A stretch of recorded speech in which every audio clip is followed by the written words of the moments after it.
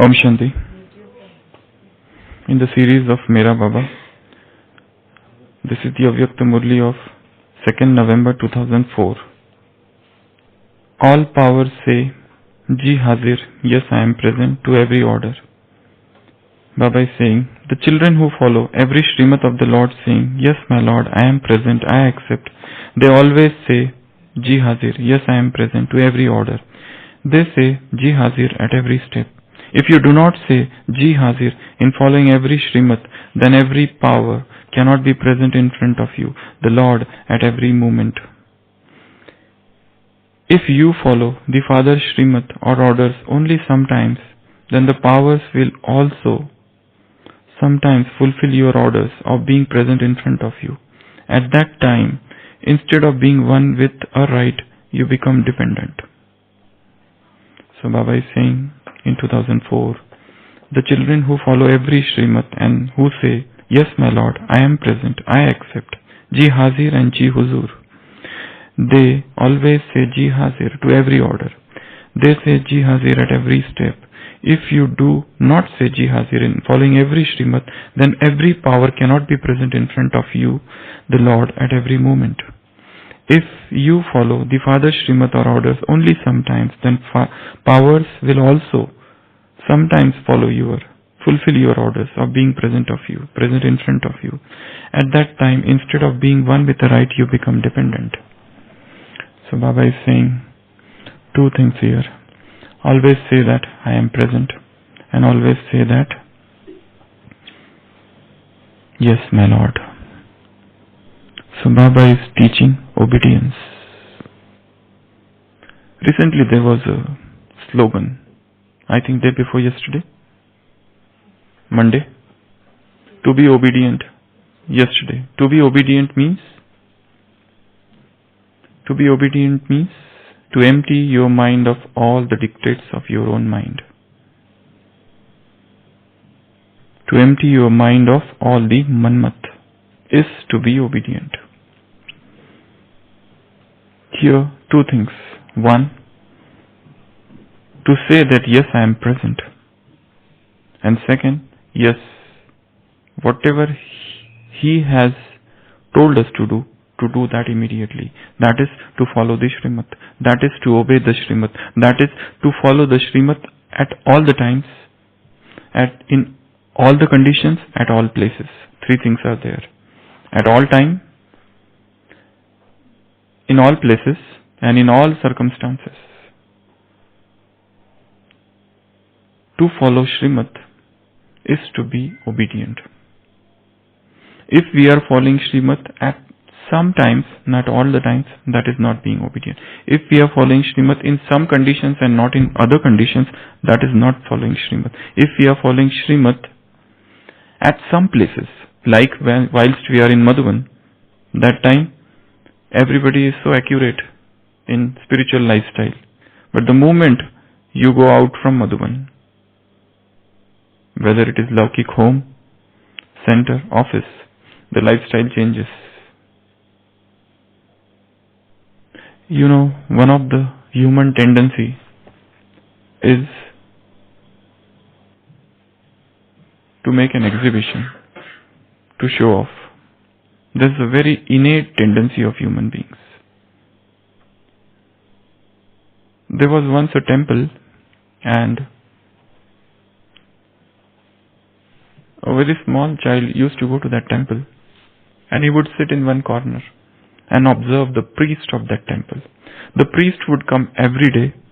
He would do all his arti and other things of devotion and would go away. Within 5 minutes he would finish everything. But during days of festival, that child used to see, and it was that child's observation, that this priest is doing that arti for a long time. This priest is lost in the contemplation of God for a long time. He is crying. He is in the stage of ecstasy, because there are thousands and thousands of devotees watching him, seeing him, coming to the temple. Why this disparity? And it is not that this person is doing it it is a fake devotion. No, he is really crying. He is really doing that arti and all perambulation, parikrama of the temple, all those things, whatever you do of idol, that everything he is doing. But he is doing with excess fervor, excessive enthusiasm, when thousands of devotees are there to watch him. Why? Suppose we enter Baba's room and nobody is there. We just sit for some time and we do yoga with lot of movements here and there. Okay? Suppose we are asked to lead the meditation. That is Madhuban system. Two people sit to lead the meditation. That time we are very much concentrated. We take care that not even the thumb moves. Not even a wink. We want to remain as stable as possible. It is not that our yoga is false, fake, phony, artificial, superficial, just for show, or we don't have love for Baba, or we are not doing yoga that time. We are definitely doing yoga. But when eyes are upon us, we are more alert. We are on stage. But Baba has also said that you are on stage all the time. Never forget that. Queen Elizabeth once went to one church. Queen Elizabeth went to one church and she was surprised to see huge crowd. So many people have come to church. And she was surprised and she said to the priest, I didn't know that people of London are so religious. So many people come to church every day. I was really not knowing about this.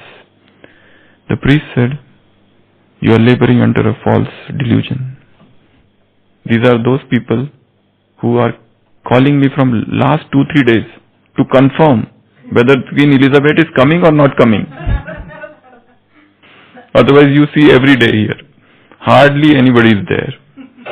They have not come to see God. They have come to see you. God is there always. The priest says, when I receive calls from last 2-3 days, I am receiving continuous calls. I even told them, I don't know whether Queen Elizabeth would come or not, but I can say that God is always there. You can always come. But they said, we have less to do with God. We have more to do with her. We want to see her. Or rather, to make a show off also. This is a ingrained tendency of human being. Inveterated tendency of human being. Which has gone somewhere in the grey matters. That we try to show off. Mahatma Gandhi has written in his autobiography, Shyness My Shield. That is the name of the chapter. When he was in London, he said, I did not know how to speak. Most importantly, I didn't know how to speak English. And that is why I would remain mum most of the time, tongue-tied. Whenever they would tell me to say something, I used to fumble. Or rather, I would find out means to escape that situation. But he said, this silence became my shield. And he has written one statement in his autobiography, very beautiful statement. Proneness to exaggerate or modify the truth is natural propensity of man, tendency of man, and silence is necessary to surmount it. It is a natural tendency. We tamper with truth. We try to modify the truth. Either we suppress it, exaggerate it, or modify it. We do 3 things with truth. What we do? We modify it. Or we try to suppress it. Or we try to exaggerate it. If we do yoga for 1 hour, we tell others that today I had a very powerful yoga for 2 hours. If we had this much experience, we say I had a very powerful big experience today. It is not that experience was not there. I am not doubting the experience. But the moment we try to vent it out, somehow, somewhere it gets diluted. So this is a natural tendency, show off. We are discussing about two things here.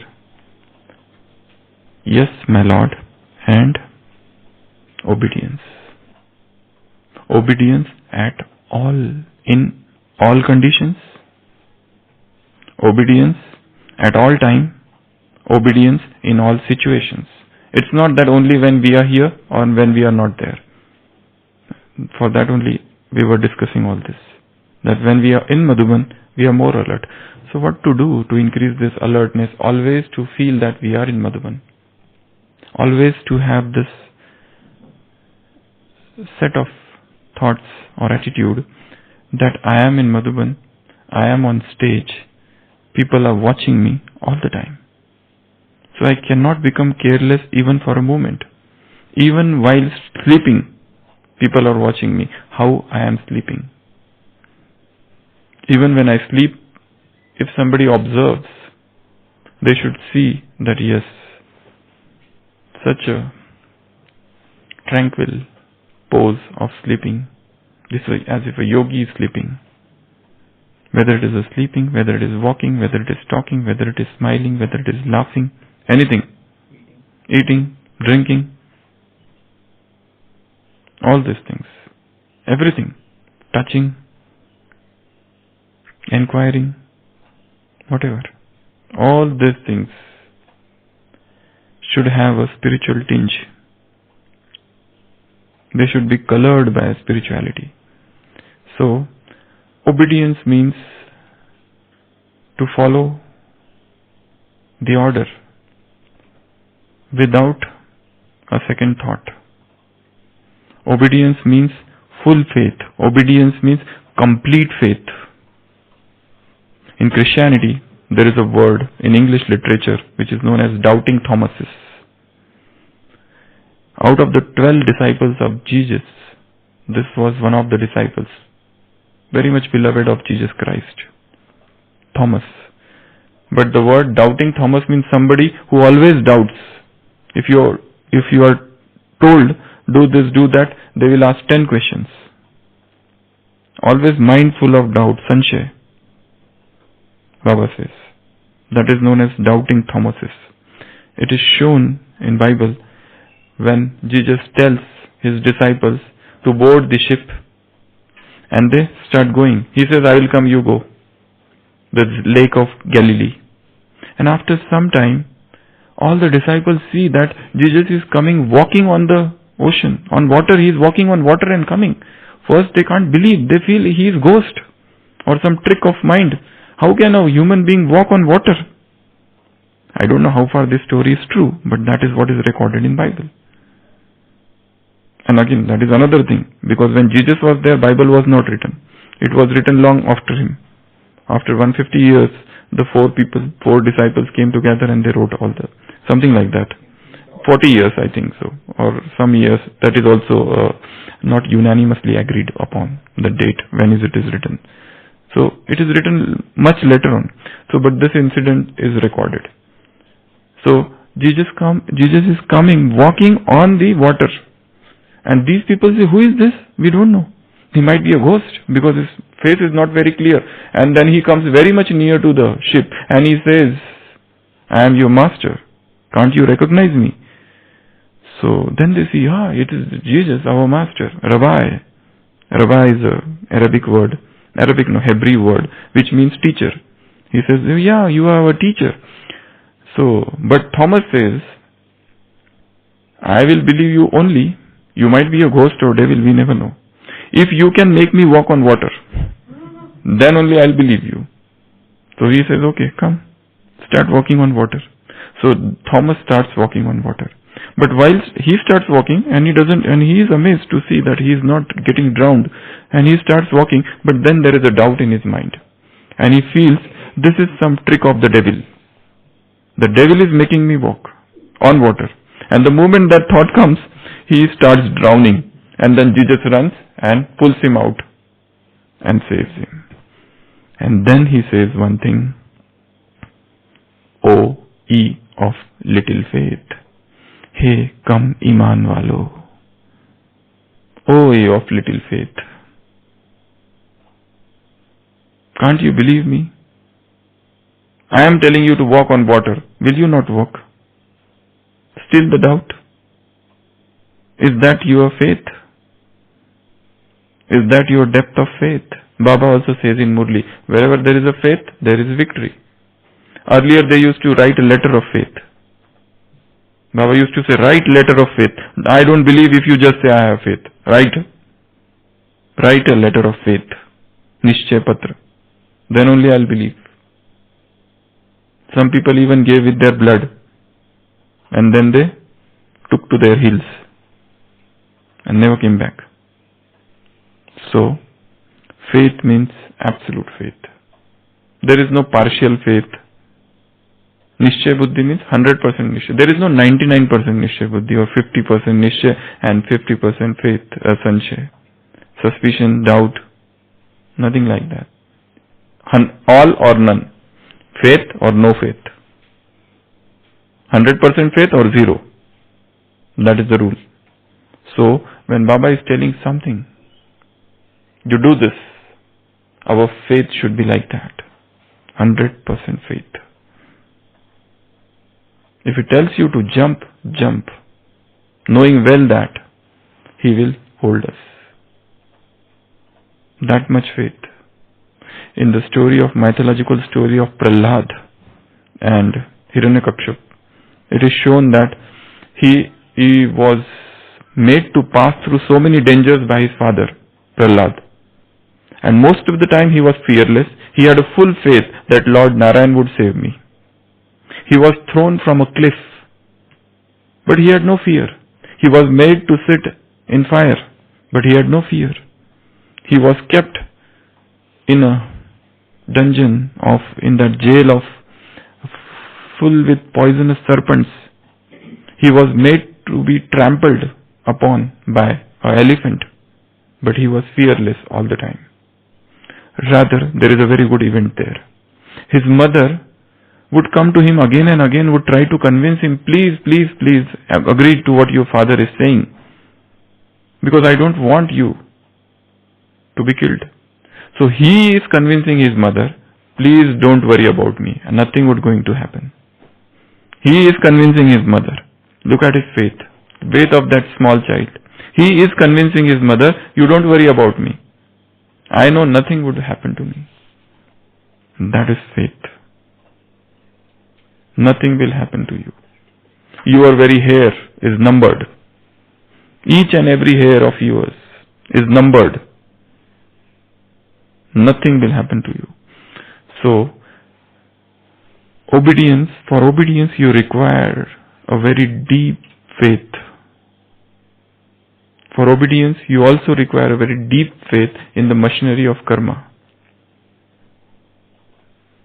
You also require a deep faith in the laws of karma. You also require a deep faith in drama. That whatever is happening, everything is beneficial. There is some benefit, hidden, incognito benefit in every scene of the drama. But only thing is I have to pick up that. I have to see that. So for obedience, Baba has said two things. Ji Hazir, Ji Huzur. Ji Hazir means I am present. No excuses. No excuses. When you are told something, you do it. No excuses. If you start giving excuses, that giving excuses becomes the habit. And then habit drives you. Habit propels you. Habit makes you do all the things. So, no excuses. This stage that I am present, Ji Huzur and Ji Hazir and then Ji Huzur means yes, yes, yes. You said it, we did it. You told us, we have to do it. Rather than making any excuses. Because we think that probably he doesn't know. But he knows everything, what is your capacity. That is why he has given you all that. He knows that you are so powerful that you can pass through this test. That is why He is making you to go through that litmus test, that fire test, that acid test of life. Because He knows your power and He knows that you can do it. That is why. So, today's homework is write about 10 points on how to become an obedient child of Baba. How should we become obedient? And in what thing we need to follow Him? In what things at present we are not following Him. Okay? So that is today's homework. Om Shanti.